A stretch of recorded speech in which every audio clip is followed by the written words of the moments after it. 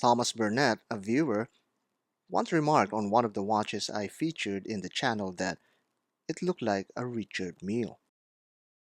I replied how I could only dream of seeing an RM here in the island. That dream just came true. Designer Notes Subject 125.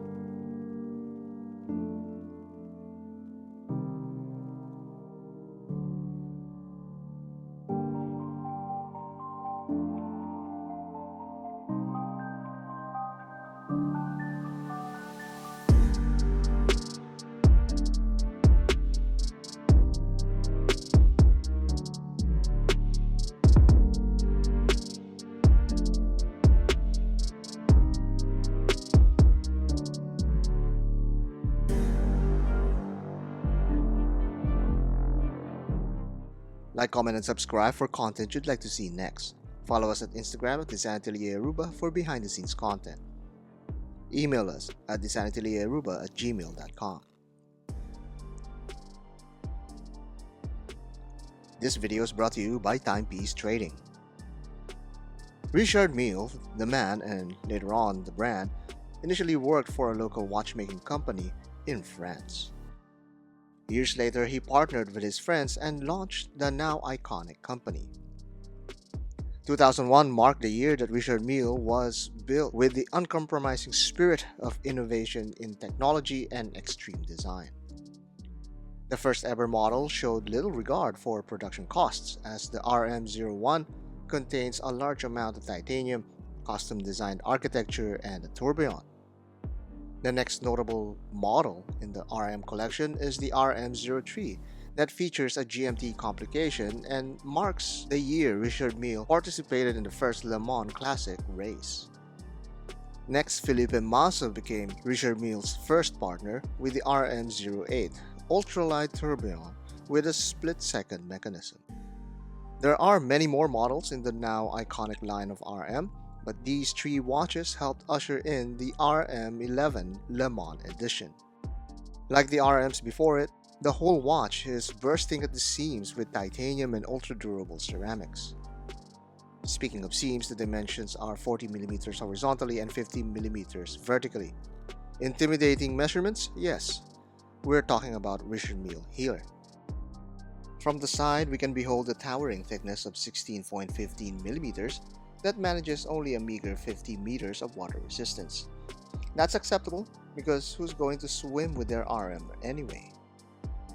People buy RMs for the technology inside. This Vaucher-developed caliber RMAC1 boasts an adjustable rotor, 50 hours of high-beat performance built over lightweight and durable titanium plates. That's just a small sample size of what the RM11 has in store. A glimpse of the engineering behind one of the most popular designs in recent memory. This limited 150-piece run takes its cues from precision-engineered F1 race cars developed to deliver exceptional performance through high-tech material construction. It's a Richard Mille at its purest with its distinctive form and flourish. This impressive timepiece takes the personality of a Formula One race car where power and precision is fused together in feathery lightness. On the rubber strap, this titanium chronograph wears incredibly comfortable for wrists of all sizes. Angular air ducts are molded through the band, similar to air intakes of a hypercar.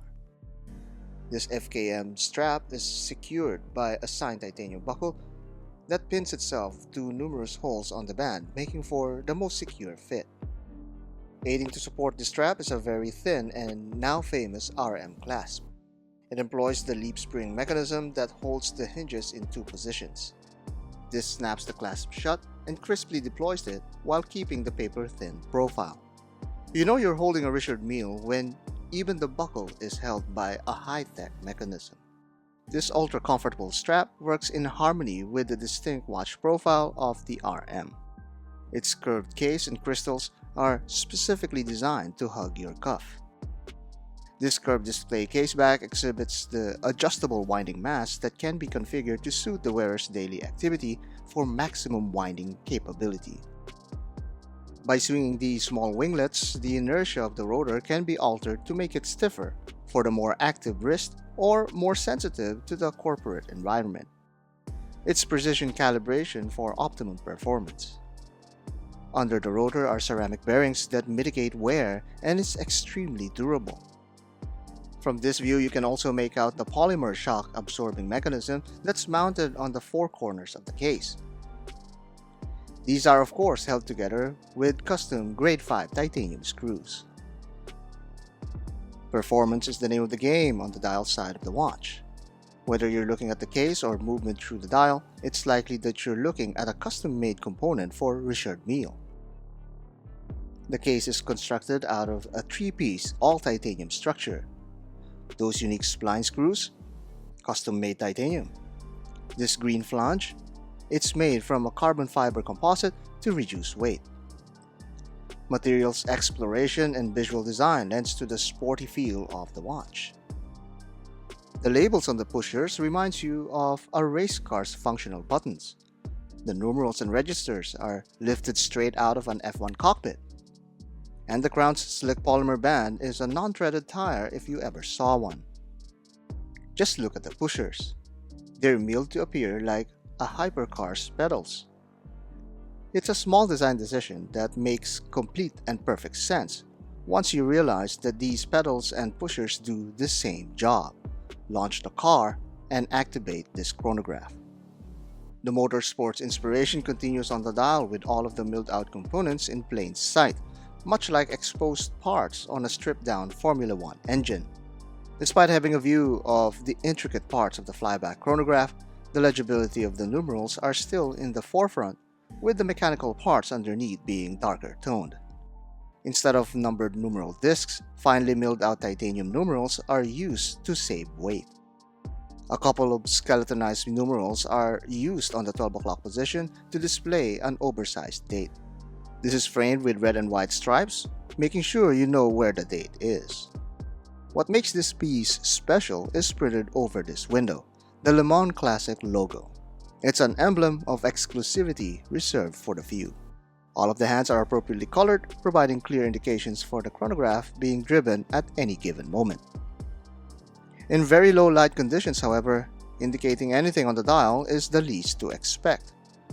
With minimal lume around the chapter ring and hands, telling the hours and minutes is the best that you can do. Don't even bother activating the chronograph. But for the times that you could see it, the dial sports a number of features that's actually relevant for modern timekeeping. At 6 o'clock, there's actually 2 registers in one dial. The outer track measures the elapsed time with a 60-minute gradation, while the inner track has a 12-hour totalizer. No weird 45-minute or 30-second measurements here. The 9 o'clock register is a 60-minute countdown timer. This is practically the same counter as the one at 6, but with the track counting backwards. At the 3 o'clock position is where the running seconds is installed. Many enthusiasts love having this unassuming complication, as it gives them this clear sign that the watch still has a charge. And finally, in tandem with that large date complication, an annual calendar was snuck in here with the month register posted at the 430 location. It's intricate, complicated, and feature-packed. That being said, the mechanism is rather easy to operate. A deliberate press of the start pusher activates the registers, and a second press would put a brake on all of them. The bottom pusher resets the flyback caliber. Setting the annual calendar is also straightforward. At the end of the month, when the date changes, the month indicator also switches accordingly. With something so rare, many would wonder how would it actually compare against a more accessible mechanical chronograph. Beside the Omega Speedmaster Mark II, not only does the RM dwarf the Speedy in dimensions and impressions, it just makes it look uninteresting. Mind you, many would rather have a Speedy than a Richard Mille, but I'm betting both Omega and RM would have it no other way. As for me, I'll have to live with my Speedy for now. Richard Mille partnered with high-end manufacturer Bauscher and Audemars Piguet Renoir Papi to create ultra-high-end mechanical watches, much like how Formula One cars are built by specialized teams and companies. The result is a beautiful, multi-dimensional aesthetics that's surpassed only by its marvelous use of grade 5 titanium, sapphire sheets, and ceramic parts. In short, an RM is not cheap in any sense of the word. The RM11 Lemans Edition had a sticker price of $125,000 back in 2012. If you wanted to get one of these today, it's not unusual to pay nearly double this price, however silly it may sound. Actually, it's more likely for you to buy an actual Richard Mille than to walk into a Mercedes dealership to buy an F1 car. All discussions and debates aside, there's a lot of reasons to marvel at any RM. This particular specimen, though, is a little bit more special. There's only 150 made of this watch. Needless to say, spotting one feels like you've seen a photo finish race. But owning one certainly would feel like winning it.